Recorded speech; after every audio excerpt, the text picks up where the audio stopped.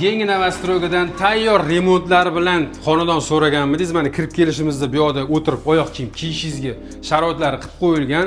Uyda faqatgina parda va gilam olib kelasiz. Bo'ldi, qolgan hamma sharoitlari bor. Bu yoqdan chap tomondan ko'radigan bo'lsak, bizani kuxnya qismimizda studiya formatda qilingan. Bu yoqdan bemalol choy ichib o'tiradigan joylar qilsangiz bo'ladi. Mebellar yasatib qo'yilgan. Bu yoq tomonda mana ko'rishimiz mumkin. Xonadonimiz 3 ta balkondan iborat bo'ladi. Bu yoq tomonda mana devorni ko'rishimiz mumkin. Uyimiz 10 qavatli binoning 4-qavatida joylashgan bo'ladi. Pastroq etajdan g'ishli zo'r Novostroyga so'raganlarga bu juda ham yaxshi variant bo'ladi. Xonadonimizning narxini eshitsangiz, undan-da mazza qilasiz.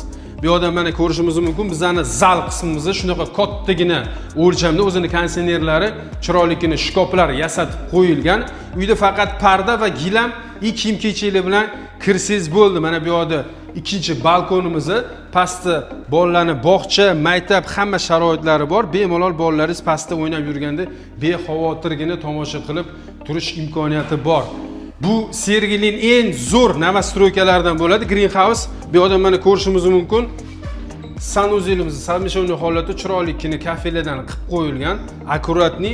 Bu yoqda ota-onalar yotoqxonasi, keyingi xonamiz, 3-xonamiz ota-onalar yotoqxonasi, chiroyli lustra va o'zini shunaqa shkoflariga ega bo'ladi va o'zini balkon qismi bor.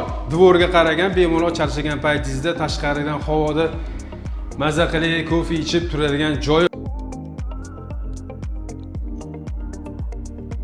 Xonadonimiz 80 kvadratdan iborat bo'ladi. 10 qavatli domni 4-qavatida joylashgan.